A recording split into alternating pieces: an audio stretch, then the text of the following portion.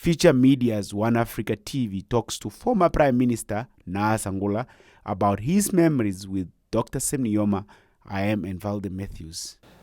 Nujoma was larger than life, so to say. He's our struggle icon, as you know. He led us through very difficult struggle, which included the armed struggle against apartheid in South Africa. You know, when you are fighting your colonial enemy who's just across the border, and you are a very small population, it was not easy, it was tough. But Nujoma managed to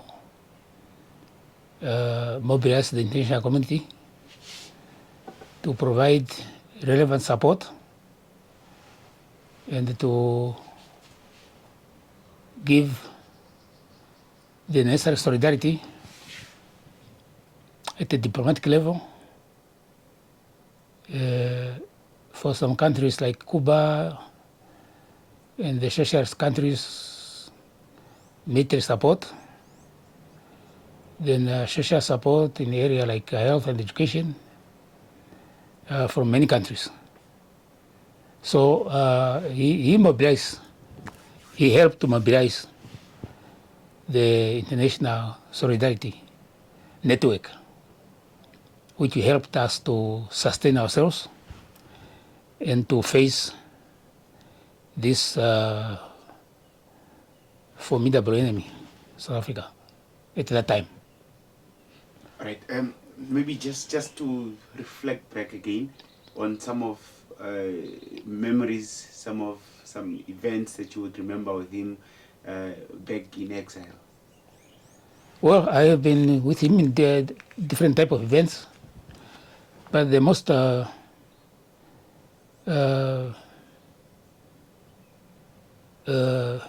eminent or prominent event I was with him, it was after April 1. I don't know whether you know what I'm referring to. When the 1989, when the ceasefire broke down, and the people were blaming him of having ordered SWAPO guerrillas to come in the country and in violation of the ceasefire. So he invited me to join him in a small town called Kahama in southern Angola. And he gave me a team of some comrades with whom we had to negotiate with South Africa. So we used to fly to Karweka there and meet the South Africans to negotiate the re-establishment of the ceasefire. That was a very difficult time. Even the best of our best friends were blaming us. Up to now, it is not clear how the ceasefire, how the war restarted. But our people are saying that they were attacked by the Boers when they were trying to go to the assembly points. But there were no assembly points. UNTAG has not arrived to really go between the planned combatants in South Africa. So bitter confrontations took place during that time, from April 1, 1989. And the Angolans, I suspect that they didn't want Nujoma to have access to international media. So they conveniently took him to Kahama. And we were three of us there, Nujoma himself, his assistant, Ambassador Konja Kambala, and myself. And it was a very difficult time. really. But eventually the ceasefire was reestablished, and that enabled us to return to Namibia. Then during the campaign, that's also one of the difficult times. We were together with Nujoma in Kavango there and other places.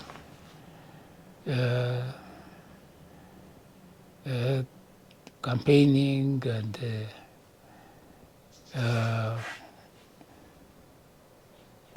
galvanizing support for SWAPO. And you remember that time the Kufuts were still around. They were always disturbing our gatherings that time. But we kept our cool.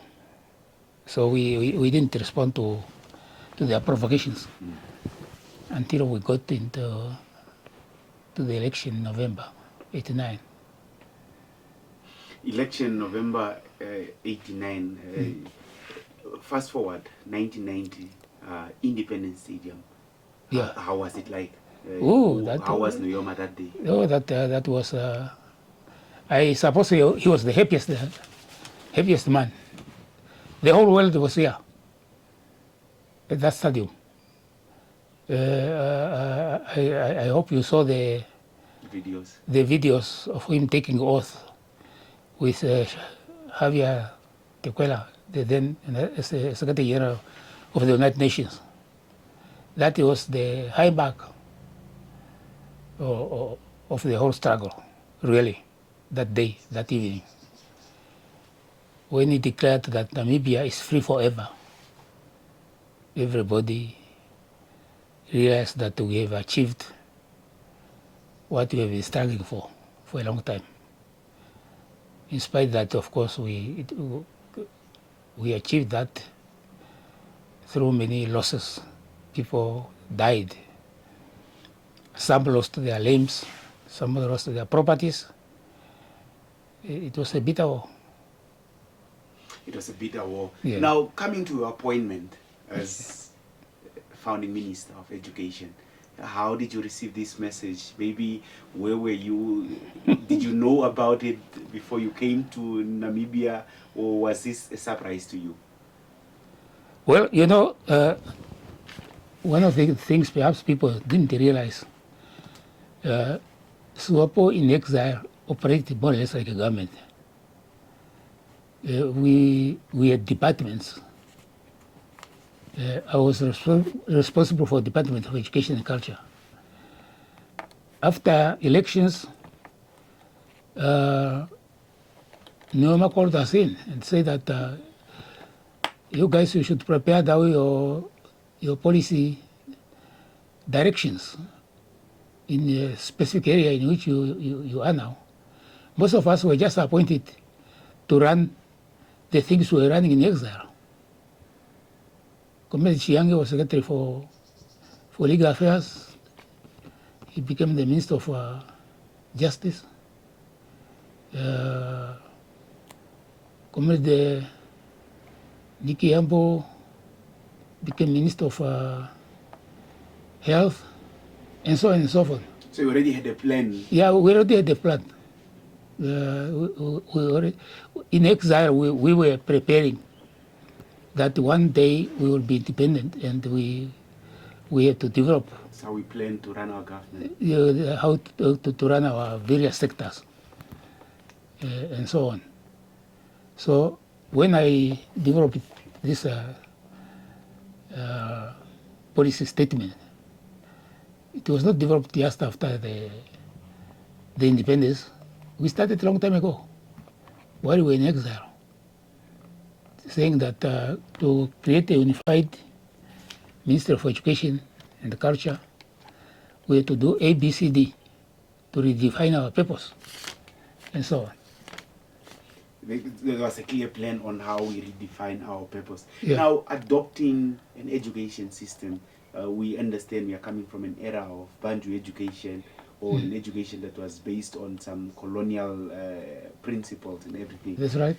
How easy, How difficult was it? What were some of the challenges, and what was Nujoma's involvement?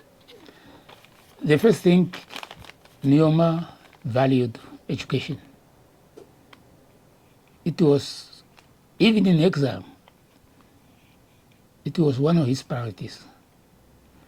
When we went into exile, young as we were, I went there when I was 21 years, he encouraged us to go to schools and take education seriously.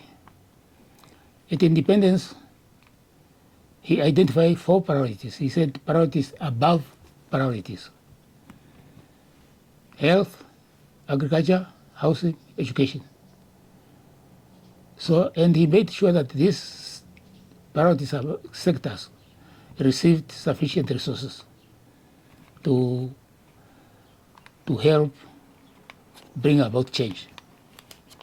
And during his time, he supported the sector of education 100%, and I had enough resources. So we expanded the learning, and we developed a lot of programs, even in non-formal education, literacy programs, non-call, and the other programs to make sure that everybody had access to education. Nobody should be left out. So he was really committed to education. He was committed to education. Yeah. You said it was one of his priorities. Now Yeah. I want to come in with sort of like a follow-up question. Mm. We see education today gives or gets the big chunk of our national budget. Has this been the case? Yes, all along, when I was appointed in 1990 as a Minister of Education, the budget of education that year, it was a budget I found there. It was not my budget. Was 60 billion, something like that. Then, over the years, when I left education in 2005, the budget of education was more than 12 billion. So we have been spending a lot of money in that area, in the area of education, growing from 600 million to 12 billion. It's double the amount. Indeed, interesting. Yeah. I'm looking at education from the very first days. Of course, today we have higher education and basic education. I'm speaking under correction, trying to look back if we had that in the past, or it was just education, arts and culture.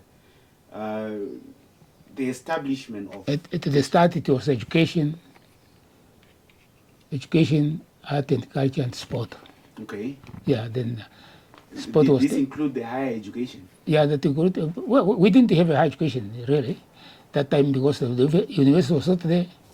We found something here called the academy, which we changed, we changed into Polytechnic of Namibia.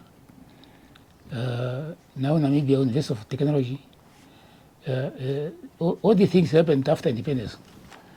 There was no higher education.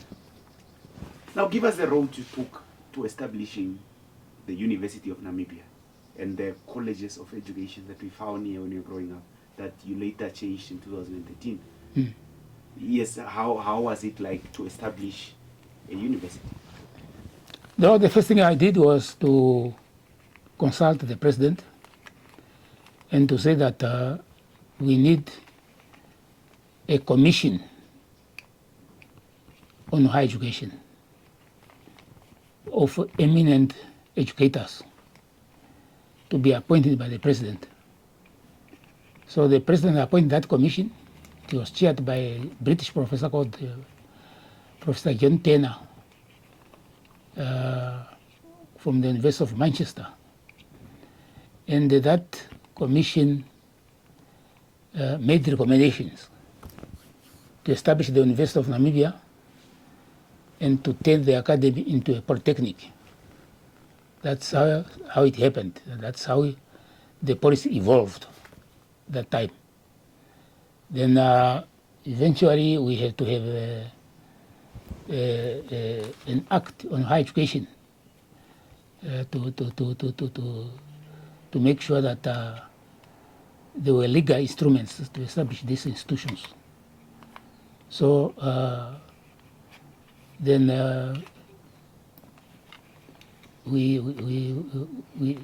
where the university is now, it was a college of education for whites.